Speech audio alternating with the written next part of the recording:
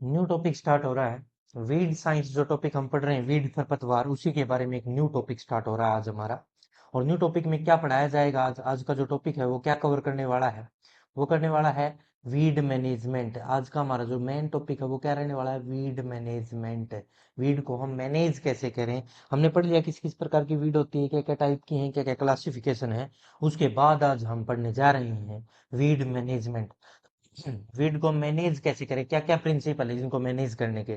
तो उनमें सबसे पहला जो प्रिंसिपल है वो है प्रिवेंशन। सबसे पहले प्रिवेंट करो, उसको आने ही ना दो, हमारे खेत में एंट्री ही ना होने दो, हमारे फील्ड में एंट्री ही ना होने देंगे तो खेत में आए होगी कैसे, वीड फैलेगा कैसे। तो सबसे पहले कहता है prevention. Prevention prevent the entry and establishment of the weed into the ununified area. हमारा जो अनयूनिफाइड एरिया है, जितने एरिया में हमने खेती की है उसके अंदर उसमें एंट्री ही ना होने दो। कैसे नहीं होने देंगे सर, जैसे मान लो जो इम्प्लीमेंट्स जिस ट्रैक्टर या जिस हल का यूज या कल्टीवेटर है, वो जो भी डिवाइसेस थे, इम्प्लीमेंट्स थे, उनका यूज किसी दूसरे खेत में हो रहा है और वहां पे बहुत ज्यादा खरपतवार है, उसको डायरेक्ट हमारे खेत में एंट्री ही ना करने दो, हमारे फील्ड में एंट्री ही ना करने दो। अगर वो डायरेक्ट वहां से उस वीड वाले खेत से अगर हमारे खेतों में एंट्री कर जाएगा, हमारे फील्ड में एंट्री कर जाएगा, तो हमारे खेतों में भी क्या आ जाएंगे रे, उसके सीड आ जाएंगे, उसके पार्ट आ जाएंगे, उसके वेजिटेटिव पार्ट आ जाएंगे, जिससे कि वो हमारे खेतों में, हमारे फील्ड में भी क्या हो जाएगी, क्रॉप की वृद्धि होने लगेगी। तो इससे बचने के लिए उसको एंट्री, डायरेक्ट एंट्री ना करना दो, उसको वॉश करवाओ या उसके बाद एंट्री होने दो।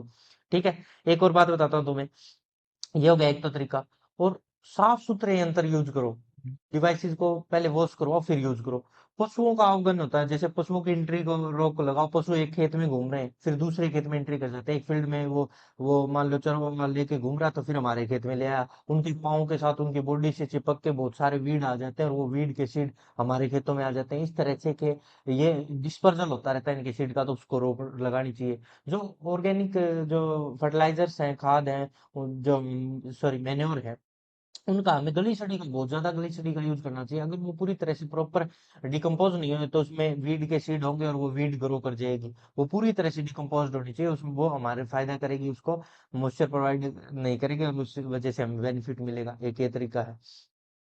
और खरपतवारों का जो जो वीड्स है, इनको रोकने का एक सबसे बेस्ट तरीका यही है कि सबसे पहले तो जो भी सीड है उनको, जो यंत्र है यूज किए गए, उनको साफ सुथरा यूज करो। रोकथाम ही सबसे बड़ा उपाय है, प्रिवेंशन ही सबसे बेस्ट उपाय है। एक और अजीब बात बताता हूँ, अगर किसी भी सीड जो हमें कोई भी कल्टीवेशन करना है किसी भी ग्रुप का, अगर उसमें वीड्स की परसेंटेज 0.1% से ज्यादा होगी ना, तो उसको यूज नहीं करना चाहिए, नहीं तो खरपतवार आ जाएंगे बहुत ज्यादा। 0.1 से ज्यादा, 0.1% से ज्यादा अगर उसमें वीड है, खरपतवार है, तो उसको प्रयोग में नहीं लेना चाहिए। ऐसे बीज को, शुद्ध बीज को यूज करना चाहिए जिसमें 0.1% से कम या हो ही ना वीड। ऐसा तो हो ही नहीं सकता वीड ना हो, परंतु फिर भी 0.1% से कम होनी चाहिए। ठीक है। तो ये पहला पॉइंट पढ़ने जा रहे हैं, देखिए भाई। Prevention, prevent the entry and establishment of the weed into in the ununified area। ये कह रहा है प्रिवेंटिंग मेथड क्या क्या है। खरपतवारों का एक नए क्षेत्र में वितरण में विस्तार रोकने का निरोधात्मक उपाय कहलाता है। निरोधात्मक मतलब प्रिवेंशन को ही कह रहा है। जैसे साफ एवं शुद्ध बीजों का प्रयोग करना चाहिए, हाँ हमने बता दिया ये यूज करना चाहिए। शुद्ध बीजों में अन्य फसलों के खरपतवारों के बीच 0.1% से अधिक नहीं होने चाहिए।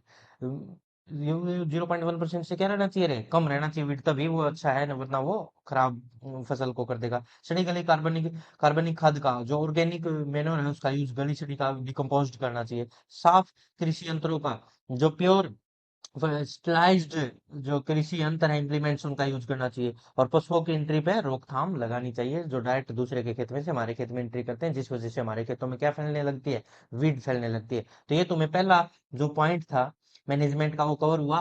प्रिवेंशन, निरोधात्मक उपाय, प्रिवेंशन निरोधात्मक उपाय आ गया भाई, क्लियर। नेक्स्ट उपाय की तरफ बढ़ रहे हैं, इरिडिकेशन जिसको कहते हैं हम। इरिडिकेशन, इरिडिकेशन का मतलब होता है पूरी तरह से उखाड़ के फेंक देना वीड को और उसके सीड को एक पर्टिकुलर एरिया में कभी भी न रहने देना, उसी को कहते हैं इरिडिकेशन। इरिडिकेशन का मतलब होता है खरपतवार उन्मूलन, पूरी तरह से जड़ से उखाड़ के फेंक दो, वो कभी आए ना, ऐसे प्रोसेस को इरिडिकेशन कहते हैं। सर ये कहाँ लागू किया जाए, हम अपने एक खेत में, अपने एक फील्ड में लागू करवा सकते हैं, एक फार्म में लागू करवा सकते हैं इसको। हमने डिसाइड किया कि हमारे फील्ड में इतने इतने एरिया में, इतने बाई इतने के एरिया में कभी भी कोई भी वीड नहीं होने दूंगा, इस टाइप की वीड, पर्टिकुलर वीड को नहीं होने दूंगा, इसको इरिडिकेट कर दूंगा, पूरी तरह से डिस्ट्रॉय कर दूंगा और उसके बीजों को भी नहीं होने दूंगा। तो मैंने एक फील्ड में डिसाइड किया, ऐसे ही हम मिल के एक फार्म में डिसाइड कर सकते हैं, गांव वाले सारे मिलके विलेज में डिसाइड कर सकते हैं, या फिर शहर के पूरे लोग मिलके एक पूरे डिस्ट्रिक्ट में लागू करवा सकते हैं इसको। डिस्ट्रिक्ट से ये पूरे स्टेट में लागू हो सकता है, स्टेट वाले लागू करवाएंगे तो पूरा कंट्री भी इसको लागू करवा सकता है। तो इरिगेशन प्रोसेस के द्वारा हम किसी भी वीड को पूरी तरह से उखाड़ के फेंक सकते हैं, चाहे वो हमारे फार्म में हो, फील्ड में हो, विलेज में हो, टाउन में हो, कंट्री में हो, डिस्ट्रिक्ट में हो, स्टेट में हो, कहीं भी हम उसको पूरी तरह से उखाड़ के फेंक सकते हैं।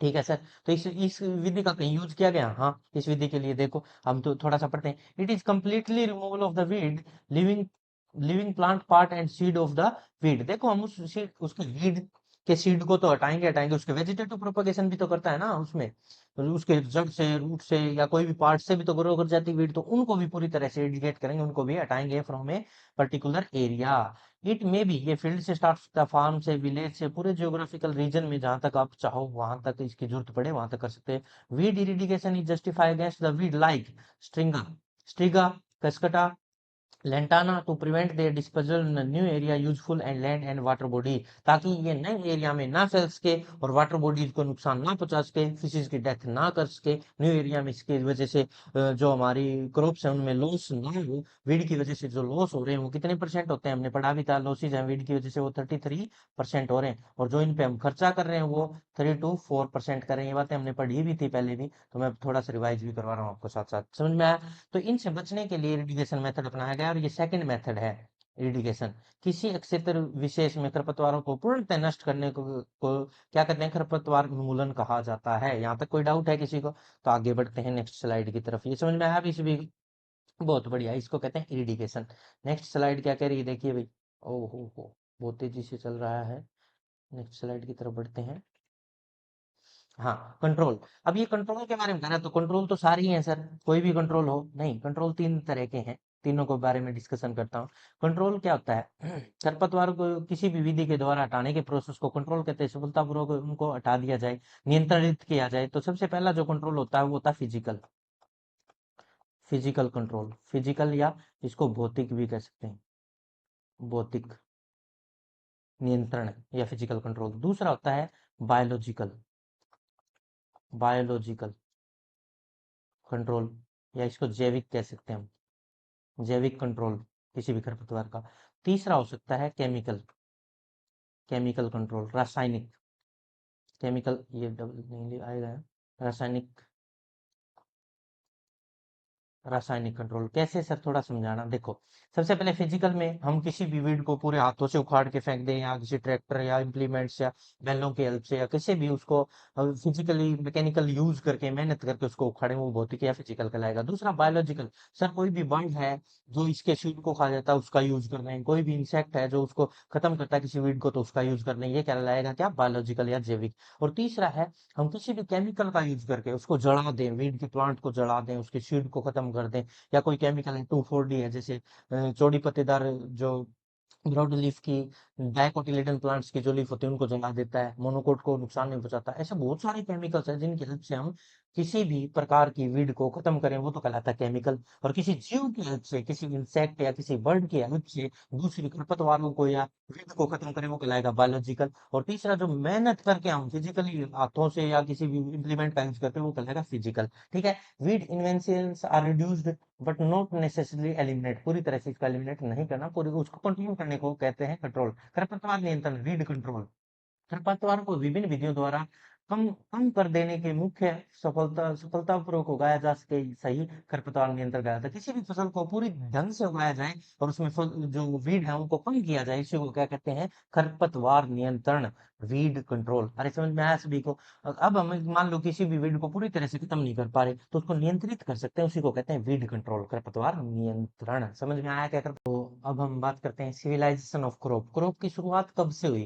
देखो खेती जो एग्रीकल्चर करना सीखा इंसान ने वो कब से सीखा था? 10,000 साल पहले से सीखा था सर, आपने बताया।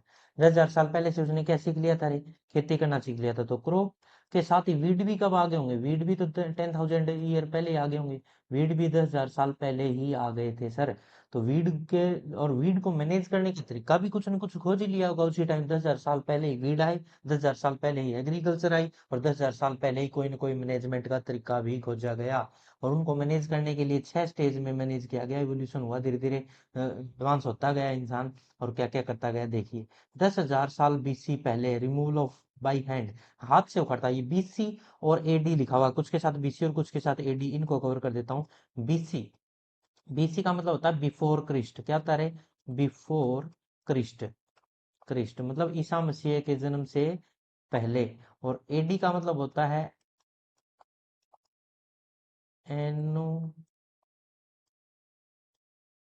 डोमिनी, एनो डोमिनी, या फिर आफ्टर भी कह सकते हैं, इसकी जगह आफ्टर भी लगा सकते हैं। ठीक है, इसका मतलब समझिए क्या है। बिफोर क्रिस्ट मतलब ईसा मसीह के जन्म से पहले, एनो डोमिनी मतलब के बाद। ठीक है, तो देखना भी 6000 बीसी में, 10,000 साल पहले हाथ से उखाड़ता था, ये सबसे सिंपल मेथड था।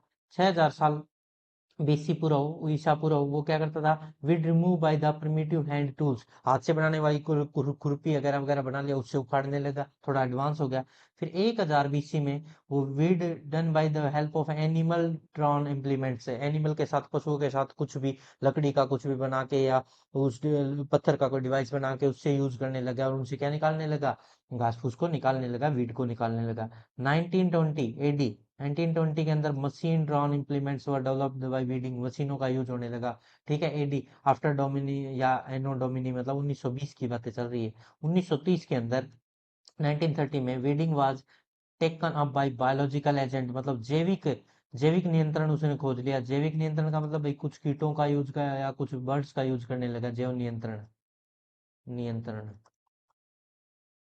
मतलब बायोलॉजिकल कंट्रोल उसने खोज लिया था। ठीक है, और 1946 एडी में वीडिंग बाय केमिकल मेथड मतलब हर्बिसाइड्स का यूज करने लगा है। हर्बिसाइड का मतलब होता है शाकनाशी, शाकनाशी, हर्बिसाइड्स खोज ली गई थी। हर्बिसाइड सबसे पहले जो 1944 में पहली बार हर्बिसाइड्स खोजी गई, 1944 में 2,4-डी, 2,4-डी, 2,4-डाइक्लोरो डाइएसिटेट का खोज करी गई, 2,4-डाइक्लोरो डाइएसिटेट।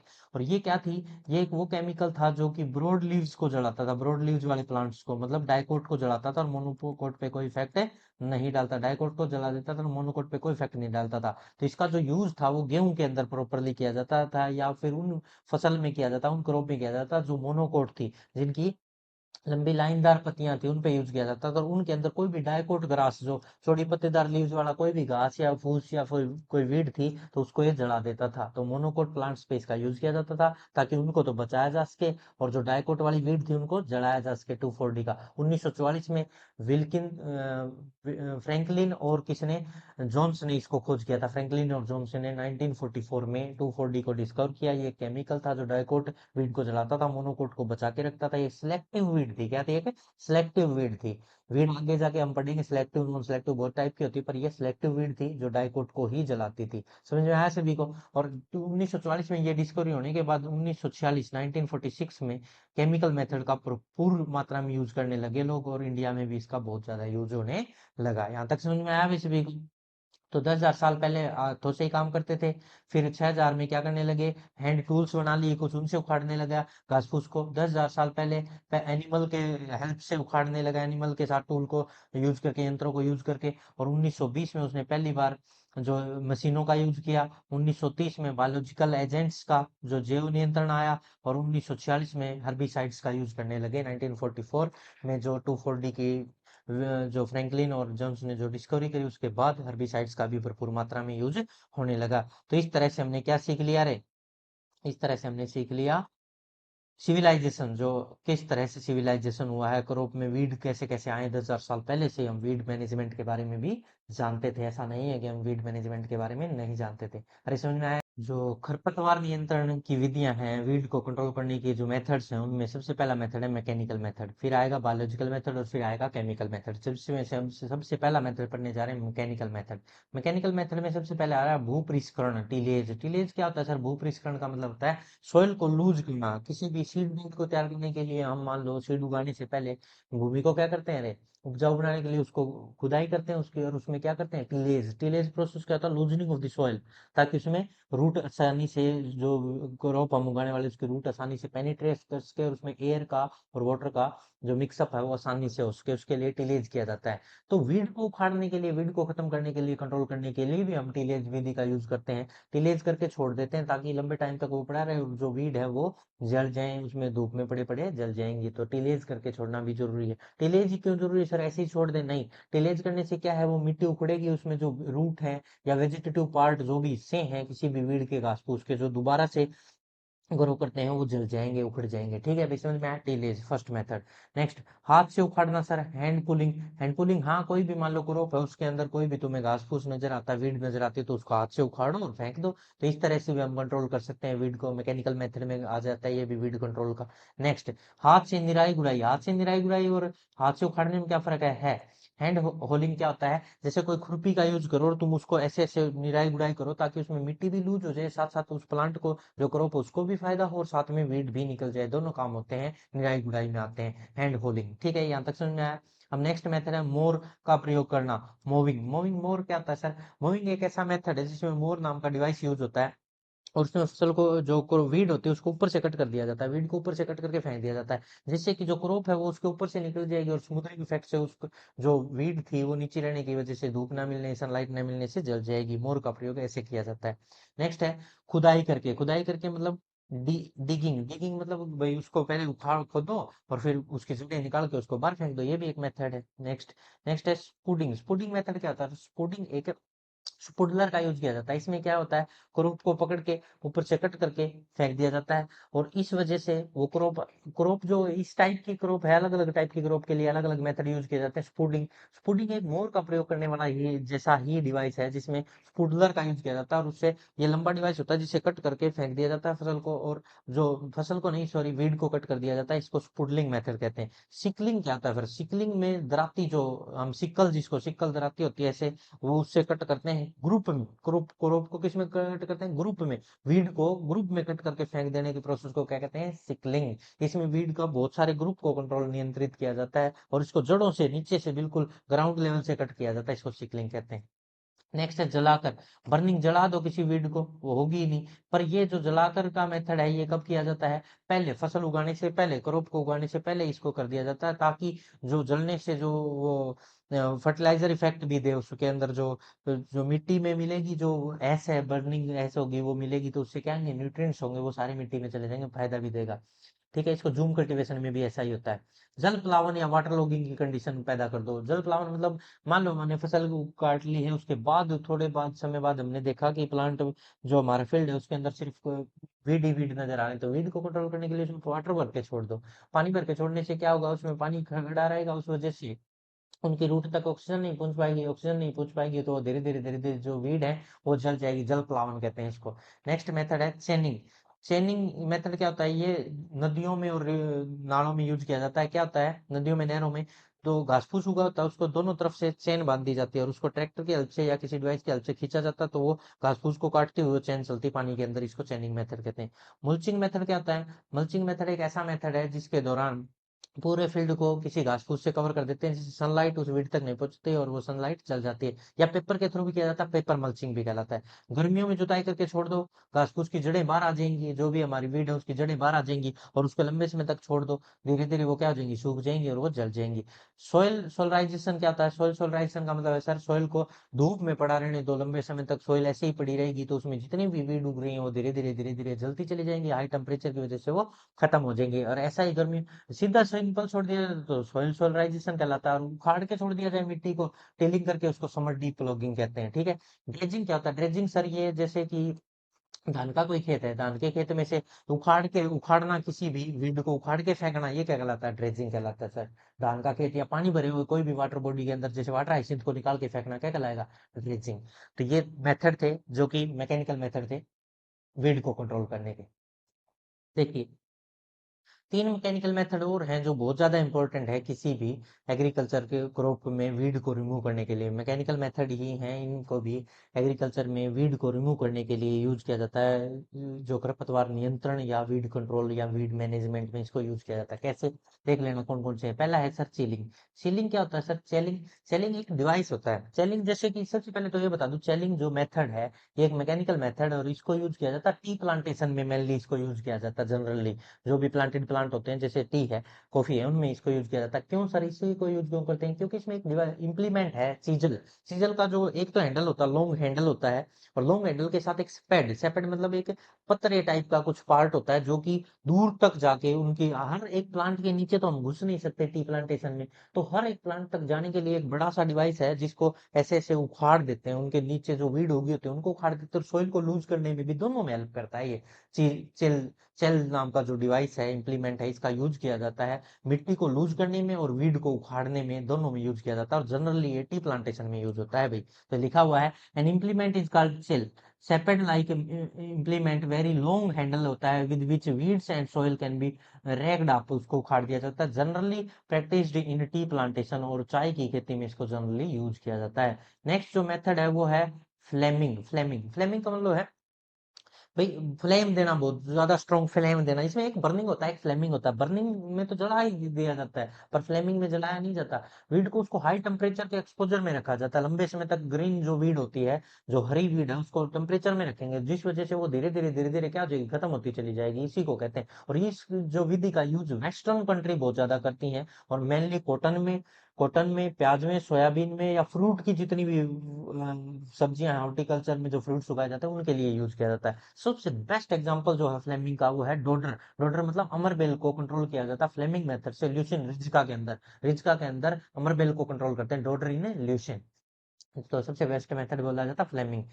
It is the momentary exposure to the green wind को दिया जाता है हाई टेम्परेचर, 1000 डिग्री सेल्सियस तक देते हैं flame, to control the row weeds को कंट्रोल करने के लिए। Flaming is use to western country में ज्यादा यूज किया जाता है सिलेक्टिव वीड्स कंट्रोल के लिए, जैसे कि किन किन के अंदर, कॉटन के अंदर, ओनियन के अंदर, सोयाबीन के अंदर, फ्रूट की जो खेती है उनके अंदर किया जाता है। और मेन जो बेस्ट एग्जांपल स्टार लगा देते हैं डोडर। डोडर मतलब अमरबेल का कंट्रोल किया जाता है फ्लेमिंग मेथड से ल्यूसिन रिज्का के अंदर। ल्यूसिन रिज्का के अंदर। तो एग्जाम में क्वेश्चन इस तरह से ही आते हैं हमारे एग्जाम में भाई। डोडर में, डोडर का ल्यूशन में, जो ल्यूशन के अंदर डोडर होती है उसको कंट्रोल करने के लिए सबसे बेस्ट मेथड कौन सा दिया जाएगा, ऐसे ऑप्शन दे देंगे चेलिंग, फ्लेमिंग और शेयरिंग, तो आंसर चला जाएगा फ्लेमिंग। ऐसे करके टी प्लांटेशन के अंदर जो वीड्स है उनको कंट्रोल करने के लिए बेस्ट मेथड कौन सा माना जाता है, तो चेलिंग चला जाएगा उसमें आंसर। और ऐसे ही नेक्स्ट दिया गया है शेयरिंग। शेयरिंग क्या होता है? शेयरिंग एक फ्लेमिंग मेथड के जैसा ही है, पर फ्लेमिंग बार बार रिपीट किया जाएगा। सर बार बार रिपीट क्यों किया जाएगा, और खाली पड़े प्लांट में किया जाएगा, खेत में किया जाएगा? क्यों सर? ऐसा करने से क्या होगा, जो मान लो ऊपर जो ऊपर से दिखाई देने वाली वीड है उनको तो जलाया जा सकता है फ्लेमिंग से डायरेक्ट एक बार में ही, परंतु जिनकी रूट नीचे चली गई और बाद में जैसे ही वाटर मिलता है वो बाहर आ जाती है, मॉइस्चर मिलती है वो बाहर आने लगती है, और वीड फिर से उस क्रॉप के अंदर फैल जाती है। तो उनको कंट्रोल करने के लिए हम क्या करते हैं, बार बार repeated flaming above the ground part, ground के वो क्या करते हैं, रिपीटेड फ्लेमिंग करते हैं, जिस वजह से वो जो मिट्टी है वो गर्म होने की वजह से नीचे जो छुपी हुई रूट्स है, जो वीड है, उनकी रूट्स हैं, उनको जला दिया जाता है, और इस तरह से नेक्स्ट जो क्रॉप हम उगाने वाले हैं, उसमें वीड नहीं होगी। इसको कहते हैं सीरिंग। ये भी एक बेस्ट मेथड है। जो रूट, जो नीचे रूट होते हैं ना, पार्ट बच गए, ग्राउंडेड पार्ट जो बचे हुए हैं किसी भी वीड के, उनको डिस्ट्रॉय करने के लिए बेस्ट मेथड माना जाता है searing. Searing is the best method to control the grounded part, जैसे like as a root and vegetative parts of the weed. ठीक है।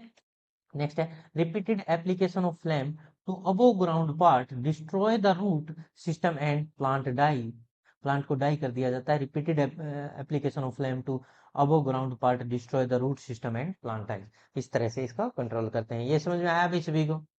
तो बहुत अच्छे, इन सभी को नोट करें जल्दी से जल्दी। देखिए और भी मेथड है जिनसे वीड को कंट्रोल किया जा सकता है। कल्चरल प्रैक्टिस या क्रॉप हस्बेंड्री प्रैक्टिस, क्या क्या है देख लीजिए।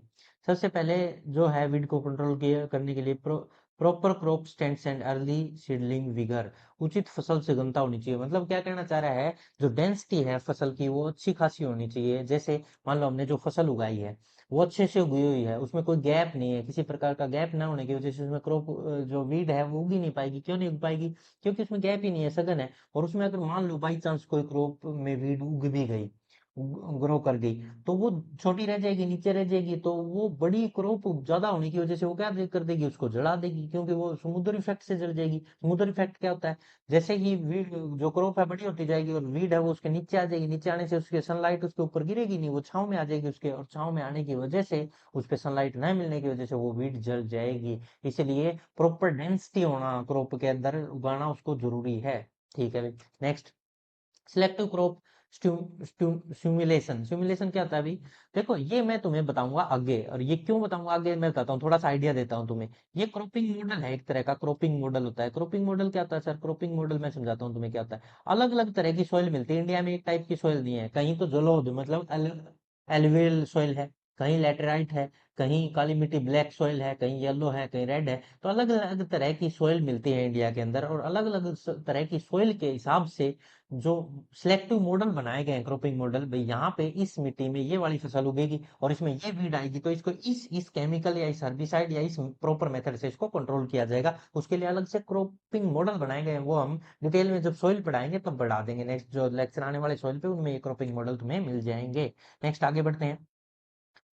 Proper planting method, planting method proper होना चाहिए, बुआई और रुपाई। जैसे तुमने मान लो ब्रॉडकास्ट मेथड से उगा दिया, ब्रॉडकास्ट मेथड में कहीं तो गैप ज्यादा रहेगा और कहीं पे जो सीड है ज्यादा गिर गए, वहां बहुत ही गहरे उगे, तो थिनिंग और गैप फिलिंग करना पड़ेगा। तो प्रॉपर मेथड होना चाहिए ताकि उनके बीच में कोई गैप ही ना रहे, ब्रॉडकास्टिंग की तरह एक जगह तो ज्यादा उगे कहीं उगे ही नहीं, तो वहां पे वीड ही उगेंगे, और वीड उगेंगे तो उनको कंट्रोल करना मुश्किल हो जाएगा। इसलिए कह रहा है बुआई और रुपाई उचित विधि से होनी चाहिए, प्रॉपर मैनेजमेंट प्लांटिंग मेथड होना चाहिए। नेक्स्ट है प्लांटिंग टाइम, टाइम को भी बदल देना चाहिए। देखना जैसे मान लो वीड उग रहा है, वीड के उगने का टाइम हो चुका है, तो हमें उस प्लांट को नहीं उगाना चाहिए, हमें अपनी क्रॉप को रोक देना चाहिए, वीड को उगने दो, वीड को बड़ा होने दो, फिर उसमें क्या कर दो, टीलेज कर दो, उसको कट फिट करके, और या फिर उसमें वीडिसाइड का यूज करके उसको खत्म करके फिर क्रॉप को उगाओ, एक मेथड। दूसरा, वीड को उगने ना दो, उस वीड का हमें पता है इस टाइम पे ये वीड उगता है, उससे पहले क्रॉप को उगा दो। क्रॉप अब ऊपर बड़ी होती जाएगी और वो उगेंगे तो नीचे उगेंगे, छोटे नहीं जाएंगे, छोटे रहने की वजह से समुद्र इफेक्ट से वो जल जाएंगे, नीचे रहने की वजह से उन्हें सनलाइट नहीं मिलेगी, जल जाएंगे। तो ऐसे या तो अगेती या पछेती फसल को, या तो पहले या बाद में, वीड के आने से पहले या वीड के आने के बाद उनको उगाओगे तो वीड उनके साथ ग्रो कर ही नहीं पाएगा। ये भी एक मेथड है।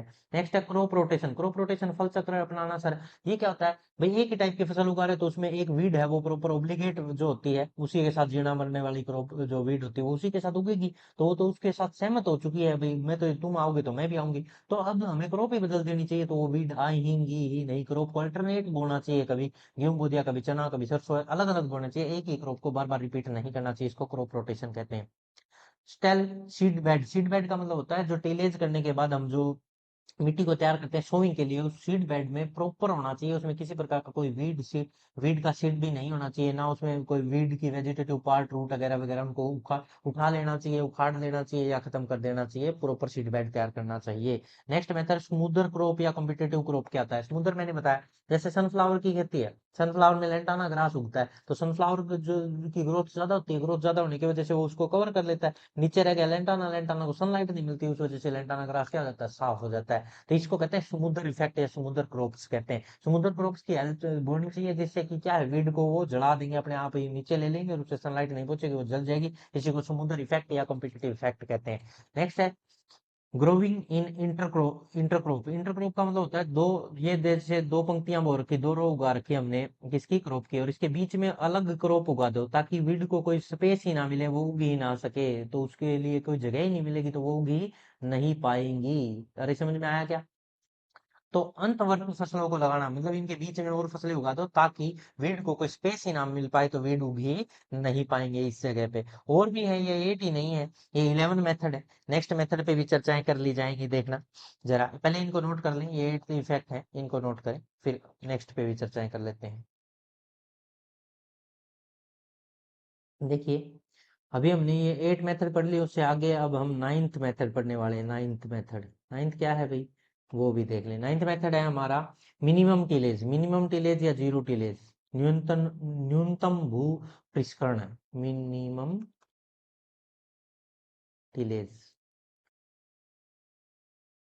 या जीरो टिलेज भी कहते हैं इसको, zero tillage.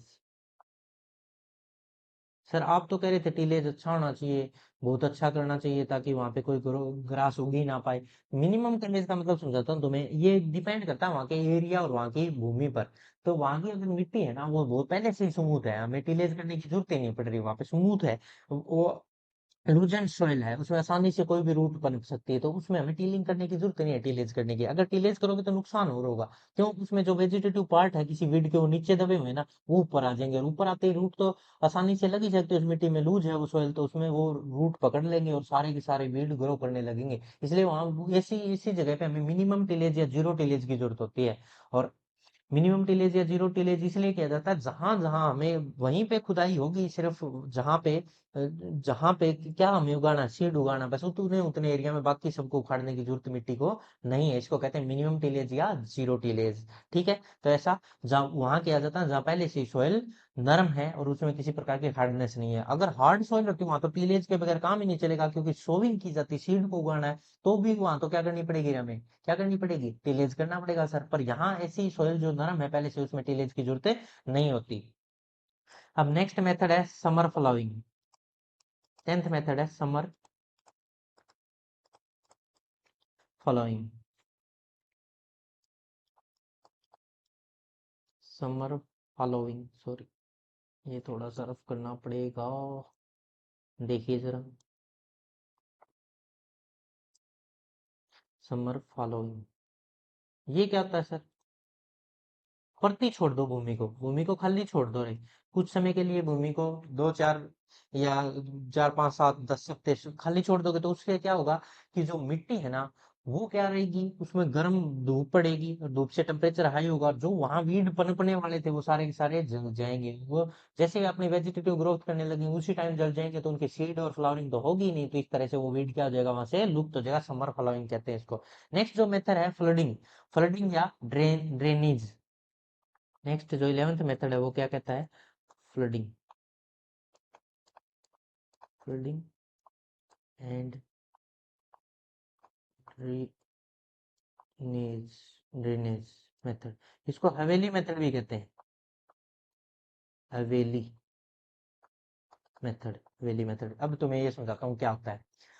Flooding and drainage method क्या है, ये एमपी में, मेनली एमपी मध्य प्रदेश में इसको अपनाया जाता है भाई, एमपी में। और ये कौन सी फसल के अंदर किया जाता है, पेडी के अंदर, धान के अंदर किया जाता है सर। ऐसा क्यों किया जाता है, सुन लो। धान के अंदर मान लो कोई वीड उगी हुई है और उसको पानी कम चाहिए, तो हम उसमें बार बार, धान को तो पानी चाहिए अच्छा खासा, ठीक ठाक पानी चाहिए, तो उसमें पानी भरते रहेंगे, तो वो वाली वीड जिनको पानी कम चाहिए वो तो वैसे ही जड़ जाएंगी फ्लडिंग मेथड से ही, तो उनको जला दिया जाएगा। अब उनमें कुछ वीड ऐसी पनप जाएंगी जो पानी के बगैर रह ही नहीं सकती, वो पानी चाहिए चाहिए उनको, पेड़ी के अंदर पानी है तो वो खड़ी रहेंगी, और पानी नहीं तो वो जल जाएंगी, ऐसी करो। तो एक काम करो तुम, उसको ड्रेनेज कर दो, पानी को बाहर निकाल दो कुछ समय के लिए। पेड़ी तो कुछ समय 5 10 दिन तो पानी के बगैर भी रह सकता है, धान तो उसको पानी अच्छा खासा चाहिए, मैं कह रहा हूँ, पर 5 6 दिन तो वो रह ही सकता है। और ऐसी वीड उगी हुई है जो पानी के बगैर रह ही नहीं सकती, तो पानी को बाहर निकालती ही वो क्या होता है, ड्रेनेज मेथड के द्वारा वो जो वीड पहले तो पानी खड़ा करके कुछ वीड को जला दिया और कुछ को पानी के निकालने की वजह से जल गई। इस तरह से हम धान में जो वीड है उनको कंट्रोल कर लेते हैं। और इस मेथड को एमपी में क्या कहा जाता है, हवेली मेथड। बोले हवेली मेथड अपनाओ, ताकि धान के अंदर किसी भी प्रकार का कोई भी क्या ना हो, क्या ना हो, वीड ना पनपे, तो हवेली मेथड को अपनाया जाता है। इस तरह से हमने ये 11 मेथड पढ़े, और ये प्रॉपर कल्चरल प्रैक्टिस है जिनको हम यूज करके वीड को कंट्रोल कर सकते हैं, और इन मेथड्स को जनरली यूज किया जाता है। हमने जो मैकेनिकल मेथड थे वो सारे सीख लिए हैं, अब हम सीखने जा रहे हैं आज का नया topic, biological method. Biological method, biological method किसके लिए रहे, to control the weed, weed को कंट्रोल करने के लिए हम किसका यूज कर रहे हैं, बायोलॉजिकल मेथड। जैविक, जैविक नियंत्रण कर रहे हैं जीवों को, इनको वीड को कंट्रोल करने के लिए, खरपतवार को कंट्रोल करने के लिए जैविक नियंत्रण कौन कौन से हैं, देख लीजिए, इसको समझते हैं डिटेल में। थोड़ा सा मैं इसको अलग कर दूं, यहाँ कर देते हैं इसको, ठीक है, अब समझते हैं। तो देखिए भाई, जो वीड को कंट्रोल करने, यहाँ से मैं एक बात और बता दूं तुम्हें, एग्जाम में हमारे जो बीएससी एग्रीकल्चर का जो एग्जाम है उसमें यहाँ से आने के चांसेस सबसे ज्यादा बायोलॉजिकल मेथड से एक क्वेश्चन जरूर आएगा। वीड पे हर साल आ रहा है, बायोलॉजिकल मेथड में से ही आता है, मैं फिर बोल रहा हूँ, बायोलॉजिकल मेथड इन सब मेथड में सबसे ज्यादा इंपॉर्टेंट है। इसमें बातें कम है परंतु क्वेश्चन ज्यादा है। देखिए, और याद करना थोड़ा सा मुश्किल है, याद करेंगे, ठीक है भाई, मेरे साथ साथ लगे रहें। 1921 में लेंटाना कैमराना नाम का ग्रास है, वीड है, इसको मेक्सिको में कंट्रोल किया गया किसी मोथ के द्वारा, जिसका नाम है क्रोसोटो, क्रोसोडोसीमा लेंटाना नाम की मोथ की हेल्प से मेक्सिको में लेंटाना कैमराना ग्रास को कंट्रोल किया गया 1921 के अंदर। याद हो गया भाई सभी को? पहली बात। दूसरा, लेंटाना कैमराना को ही दोबारा कंट्रोल किया उसी सन में ऑस्ट्रेलिया के अंदर भी कंट्रोल किया गया, परंतु यहाँ की जो बीटल्स थी, मोथ थी, वो अलग थी। हिपिन बीटल्स थी, टिंगिड और लेंटाना बग। इनके जो बॉटनिकल नेम है हिपिन्स बीटल्स का, ओक्टोमा स्कैर्बीपाइंस, स्कैब्रीपाइंस, ओक्टोमा स्कैब्रीपाइंस। और दूसरा जो नेम है यूरोप्लाटा ग्रेग्री ग्रेडरी, यूरोप्लाटा ग्रेडरी, या फिर ओक्टोमा सेब्रीपाइंस। इनकी हेल्प से इसको कंट्रोल किया गया। और तीसरा जो लेंटाना बग जिसको बोलते हैं, इसका नाम है टिली टिलियोनीमिया, टिलियोनीमिया स्क्रूपुलोसा। ठीक है, ये याद रह जाएंगे नाम। ऑस्ट्रेलिया के नाम है, ऑस्ट्रेलिया की जो बग्स हैं उनके नाम है। इनको लेंटाना कैमराना को कंट्रोल करने के लिए ज्यादा जो इंपॉर्टेंट है इनमें ये है भाई मैक्सिको वाला, क्योंकि मैक्सिको में सबसे ज्यादा फसलें उगाई गई थी शुरुआत में। Crocidosema lantana moth lantana lantana camara को कंट्रोल करने के लिए क्रोसोडोसीमा लेंटाना मोथ का यूज किया गया मैक्सिको में, याद रख लेंगे। 1926 में नागफनी को कंट्रोल किया गया श्रीलंका में, और जो मोथ थी उसका नाम था डेक्टाइलियस और बेंकी। डेक्टाइलियस और बेंकी की हेल्प से नागफनी को कंट्रोल किया गया। कहाँ? श्रीलंका में 1926। याद हो गया? डेक्टाइलियस और बेंकी नाम की जो बीटल है, कीड़ा है, मोथ है, इसकी हेल्प से श्रीलंका में नागफनी को कंट्रोल किया गया, ओपेंशिया को। ठीक है। 1964 की बात है, एलिगेटर वीड जो मगरमच्छ नाम की खरपतवार है, उसको कंट्रोल किया गया कैलिफोर्निया में फली बीटल्स के द्वारा। एगेसी कैलिस हाइग्रोफाइला, एगेसी कैलिस हाइग्रोफाइला, या फिर एलिगेटर वीड थ्रिप्स, जिसका जो साइंटिफिक नेम या बॉटनिकल नेम है एन एनिनोथ्रिप्स एंड्रिसोनी। कैलिफोर्निया में इसको कंट्रोल किया गया, किसको? एलिगेटर वीड को, इन इन बीटल्स की हेल्प से। ठीक है। सबसे इंपॉर्टेंट जो एग्जाम में आता है, मैं स्टार लगा देता हूँ, ट्रिपल स्टार। 1982 में जलकुंभी मतलब वाटर हाइसिंथ को कंट्रोल करने के लिए हाइसिंथ मोथ का यूज किया गया, हाइसिंथ मोथ का, यूएसए में हाइसिंथ मोथ, जिसको नियोक्टिना ब्रुंची बीटल भी कहते हैं, नियोक्टिना ब्रुंची बीटल, हाइसिंथ मोथ भी कहते हैं। और जो जिसका बॉटनिकल नेम है सेमियोडिस एल्बिगुटेलिस, सेमियोडिस एल्बिगुटेलिस। यूएसए में सेमियोडिस एल्बिगुटेलिस की हेल्प से जलकुंभी वाटर हाइसिंथ को कंट्रोल किया गया 1982 में। सबसे इंपॉर्टेंट अब है गाजर घास। 1983 में जाइकोग्रामा बाइकलाटा नाम की मोथ की हेल्प से मेक्सिको में इसको कंट्रोल किया गया, कैरेट ग्रास, ये भी इंपॉर्टेंट है। और इंडिया में साल्विना को कंट्रोल किया गया भारत के केरला में। और कौन सी जो बीटल है उसकी हेल्प से?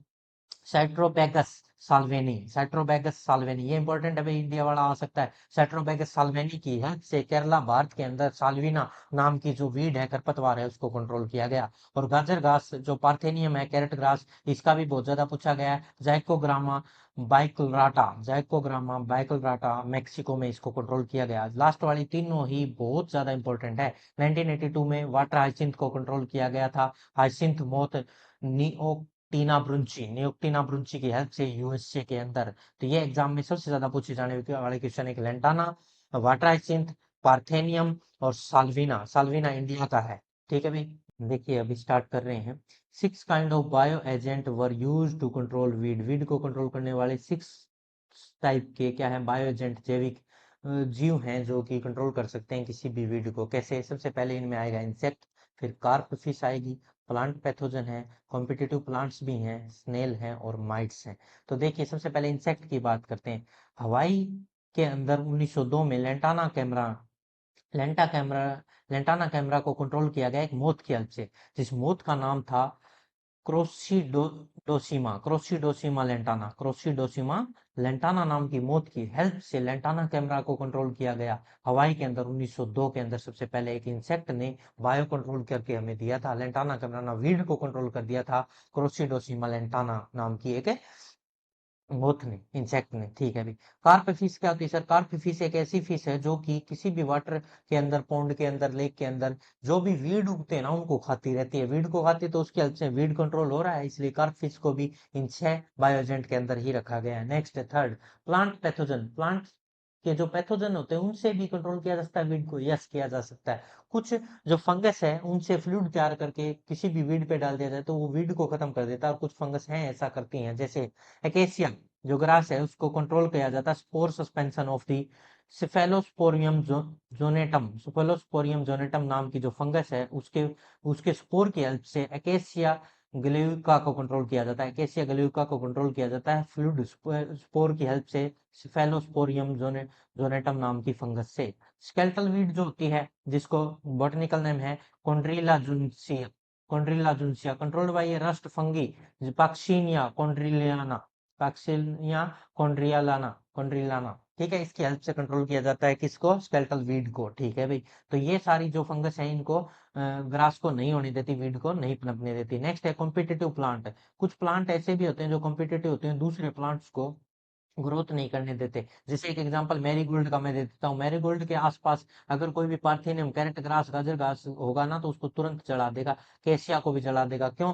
क्योंकि उसके आसपास एरिया में वो लेथो एलोपैथी इफेक्ट देता है, केमिकल सीक्रेट करता है जिसकी वजह से वो जल जाते हैं वहां पे, और या फिर स्मूदरिंग इफेक्ट से भी जल जाते हैं बहुत सी बार। Cylinder spike rust, cylinder spike rust क्या होती है, इलियोचेयर्स एसिकुलरिस, इलियोचेयर्स एसिकुलरिस नाम की जो ये रस्ट है इसकी हेल्प से एक्वाटिक प्लांट के जो बॉटम है उसको कवर कर लेता है, और जो भी वीड उसके अंदर से निकल के आने वाली उनको आगे बढ़ने ही एस्टेब्लिश ही नहीं होने देता। बॉटम में कवर करता है और जो वीड है बढ़ना चाहती है उनको नहीं बढ़ने देगा। ऐसे ही टाइफा की स्पीसीज है कंट्रोल कर ली जाती है बाई एक फंगस का नाम है पेनिसम पर परप्यूरेसेंस, परप्यूरेसेंस, पेनिसम परप्यूरेसेंस या फिर पैराग्रास टाइफस स्पीसीज के द्वारा कंट्रोल कर लिया जाता है। ऐसे एक स्नेल है जो कि वीड को खा जाती है, जो भी वीड होती है फ्रेश वाटर के अंदर उनको खा के फीड कर देती है एक्वाटिक वीड को और कंट्रोल करती है। और ये किस किस के जो इस जो स्नेल है उसका नाम क्या है, मेरी मेरीसा कॉर्न्युएराइटिस, मेरिसा कॉर्न्युएराइटिस, ठीक है, मेरिसा कॉर्न्युएराइटिस नाम की जो स्नेल है ये फीड कर जाती है एक्वेटिक वीड्स को। कौन कौन सी एक्वेटिक वीड को फीड करती है सर, रूट खा जाती है किसकी, वाटर हाइसिंथ की, वाटर हाइसिंथ जो जलकुंभी होता है उसकी रूट खा जाती है, वाटर लिली इसकी भी जड़ों को खा जाती है, और लीव्स को खाता है किसका, साल्विना की लीव्स को खाती है। तो इनको कंट्रोल करती रहती है, इनको बढ़ने नहीं देती। ऐसे एक माइट्स है सर जो कि कंट्रोल करती है किसको, ओपनसिया डेलेनी, पेड़ लिपिकल्स जो कैक्टस होता है ना उसको कंट्रोल करती है। और जो माइट्स है उसका नाम है टेट्रा नाइकस, टेट्रानाइकस डेसिटोरम, टेट्रानाइकस डेसिटोरम, टेट्रानाइकस डेसिटोरम नाम की जो माइट्स है ये कंट्रोल करती है पियरली पियल्स ओपेंशिया जो कैक्टस की एक स्पीसीज है उसको कंट्रोल करने के लिए इस माइट्स का यूज किया जाता है, टेट्रानाइकस डेसिटोरम। ठीक है, इस तरह से हमने ये 6 kind of bio agents use किए जो कि कंट्रोल कर रहे हैं किसको रे, वीड की जो खरपतवार है उसकी उसको बढ़ने से रोकने वाले एजेंट है, जिसमें एक इंसेक्ट भी बताया, एक फिश भी बताई गई, प्लांट के कुछ पैथोजन भी बताए गए, कुछ कॉम्पिटिटिव प्लांट्स है, स्नेल है और माइट्स है। ये 6 एजेंट है, इनमें से भी क्वेश्चन आने की 100% संभावना है। इनको याद करें भाई जल्दी से जल्दी। देखिए, अब हम जो बायोलॉजिकल एजेंट्स हम पढ़ रहे हैं, बायोलॉजिकल कंट्रोल, उसके अंदर जो बायोलॉजिकल जीव हैं उनसे कुछ प्रोडक्ट बनाए गए हैं, और वो किस से लिए गए हैं, वो प्रोडक्ट किस चीज के बने हैं, वो कंटेंट क्या है उनके अंदर वो, और कौन सी वीड को वो कंट्रोल कर सकते हैं, ये चीजें पढ़ रहे हैं। तो देखिए इसके अंदर क्या बताया गया। सबसे पहला जो प्रोडक्ट है डिवाइन, डिवाइन करके मार्केट में एक प्रोडक्ट मिलता है जो कि लिक्विड सस्पेंशन है, एक फंगस के स्पोर से प्राप्त किया गया है जिसका नाम है फाइटोप्थोरा पल्मिवोरा, फाइटोप्थोरा पल्मिवोरा नाम की एक फंगस के स्पोर से एक लिक्विड सस्पेंशन तैयार किया गया है। और ये जो वीड है उसके अंदर रूट रोट डिजीज तैयार कर देता है, रूट रोट डिजीज करके उसको वीड को जला देता है। जो वीड है उसका नाम है स्ट्रेंगलर वाइन, स्ट्रेंगलर वाइन, और उसका जो बॉटनिकल नेम है वो है मोरेंशिया ओडोराटा, मोरेंशिया ओडोराटा नाम की जो वीड है उस जो कि सिट्रस फ्रूट्स जितने भी होते हैं हमारे, नींबू मौसमी संतरा माल्टा, इनके अंदर ये होती है। कौन सी वीड होती है, स्ट्रेंगलर वाइन होती है, और जो इसका बोटनिकल नेम है मोरेंशिया ओडोराटा। और इसमें एक फंगल के स्पोर से एक फ्लूइड तैयार किया गया है जो फंगस है उसका नाम है फाइटोप्थेरा पल्मिवोरा, और डिवाइन करके प्रोडक्ट मिलता है और इससे इसको जला दिया जाता है। सही है भाई। नेक्स्ट, कोलिगो नाम का जो प्रोडक्ट है कोलिगो, ये विटेबल पाउडर है जो पाउडर फॉर्म में मिलता है, इसको पानी में डाल के स्प्रे किया जाता है किसी भी वीड पे, उसको जला देता है। कंटेनिंग फंगल स्पोर, इसमें भी फंगल के स्पोर से बना है। कोलीट्राइटिकम गोलियोस्पोरियोडिस नाम की स्पीसीज, और उसकी सब स्पीसीज भी है एस्काइनोमिनी, एस्काइनोमिनी, एस्काइनोमिनी। जो ज्वाइंट विच नाम की जो ग्रास है, ज्वाइंट विच, स्काई नोमिनी स्पीसीज से ही बिलोंग करता है। राइस के अंदर ये ग्रास होता है और इस पे ये बायो हर्बिसाइड्स को डाल दिया जाता है, तो इसमें स्टेम और लीफ ब्लाइट करके उस वीड को जला देता है। उसके अंदर स्टेम और लीफ ब्लाइट करके उसको जला देता है। अरे समझ में आया? कौन सी फंगस से प्राप्त हुआ है बताओ? कोलेट्राइटिकम गोलियोस्पोरिडिस। ठीक है भाई, नाम याद रह जाएगा। नेक्स्ट, बाइपोलरिस। बाइपोलरिस एक सस्पेंशन है, एक फ्लूइड की फॉर्म में मिलता है, फंगल स्पोर से तैयार किया गया है और फंगस के नाम पे इसका नाम पे पड़ा है बाइपोलरिस। बाइपोलरिस स्पोरगियोकोला, बाइपोलरिस स्पोरगियोकोला नाम की फंगस है, उसके स्पोर से तैयार किया गया है और उस प्रोडक्ट का नाम भी है बाइपोलरिस ही है। और ये Johnson grass, sorghum halepense, Johnson grass को, सोरगम हेल्पिनस को खत्म करने के लिए इस केमिकल का यूज किया जाता है। बायोनोफस नाम का केमिकल प्रोडक्ट है। ये टॉक्सिन है, माइक्रोबियल टॉक्सिन है, प्रोड्यूस किया गया फर्मेंटेशन मतलब गला सड़ाकर तैयार किया गया एक फंगस को जिसका नाम है स्ट्रेप्टोमाइसिस हाइग्रोस्कोपिकस। स्ट्रेप्टोमाइसिस स्ट्रेप्टोमाइसिस हाइग्रोस्कोपिकस नाम की फंगस को फर्मेंट करके एक टॉक्सिन बनाया गया जिसका नाम है बायोलोफस। और ये नॉन स्पेसिफिक मतलब किसी भी प्रकार की वीड सामने आ गई उसी को जलाने के लिए जिम्मेवार है, पर इसको किसी फसलों के अंदर खड़ी वीड पे नहीं डाला जाता। कोई अकेली वीड है तो उसके ऊपर छिड़क दिया जाता है, उसको पूरी तरह से जला देता है। जैसे नालियों के ऊपर दूब ग्रास को जलाने के लिए इसका यूज किया जाता है। बायोलोफस मांग के लाते हैं मार्केट से। जनरल वेजिटेशन, जो भी वेजिटेशन वीड की फैली हुई है उनको जलाने के लिए इसका यूज किया जाता है। लास्ट है लुबोवा, लुबोवा टू, कोलेट्राइटिकम गोलियोस्पोरिडीज से ये प्राप्त होता है और कैस्कटा की कुछ स्पीसीज से भी इसको प्राप्त किया जाता है। और कैस्कटा डोडर अमरबेल को जलाने के लिए, इस वीड को खत्म करने के लिए इसका यूज किया जाता है। इस तरह से हमने पूरे बायो कंट्रोल एजेंट को भी कंप्लीट कर लिया। नेक्स्ट लेक्चर में हम केमिकल कंट्रोल या रासायनिक नियंत्रण को पढ़ने वाले हैं नेक्स्ट लेक्चर में। फिलहाल अभी ये लेक्चर समाप्त हुआ, इसमें हमने कौन कौन से मेथड, मैकेनिकल मेथड और बायोलॉजिकल मेथड को पूरी तरह से कंप्लीट कर लिया, हमारी ग्रिप में है। और ये जो बायोलॉजिकल कंट्रोल मेथड थे पीछे जो प्रीवियस, जो मैं स्लाइड की बात करूं, जैसे कि ये एक स्लाइड तो यही है जो सबसे इंपॉर्टेंट स्लाइड जो तुम्हारे सामने ये तो है ही। इसके अलावा एक और थी जिसमें से सबसे ज्यादा क्वेश्चन आने की संभावनाएं हैं, वो देख लीजिए कौन सी है। ये वाली स्लाइड है, यहाँ से क्वेश्चन आने की संभावनाएं सबसे ज्यादा है, यहाँ से इसमें से भी सबसे ज्यादा क्वेश्चन आएंगे। ठीक है, तो मैं यही कहता हूँ पढ़ते रहें, लगे रहें। मैं तुम्हारा सिलेबस कंप्लीट करवाऊंगा, चाहे मेरे को कैसे भी करना पड़े, कितनी मेहनत करनी पड़े। ठीक है, तुम पढ़ते रहो बस। और तुम्हें पीडीएफ नोट्स वहाँ टेलीग्राम से डाउनलोड करने ही करने हैं और लिखने पे जोर ना दो रे। तुम सिर्फ याद करो चीजों को, जितने टाइम में तुम लिखोगे उससे अच्छा तो तुम 5 या 6 बार इन चीजों को रिवाइज कर लो, तुम्हारे माइंड में बैठ जाएंगी। अगर मान लो तुम्हारे प्रॉपर नाम भी याद नहीं रहता, वहां ऑप्शन मिलेंगे तुम्हें, तो ऑप्शन से टिक करके आ जाओगे, प्रॉब्लम नहीं होने वाली। ठीक है, तो पढ़ते रहें। ऑल द वेरी बेस्ट, मिलते हैं नेक्स्ट लेक्चर में।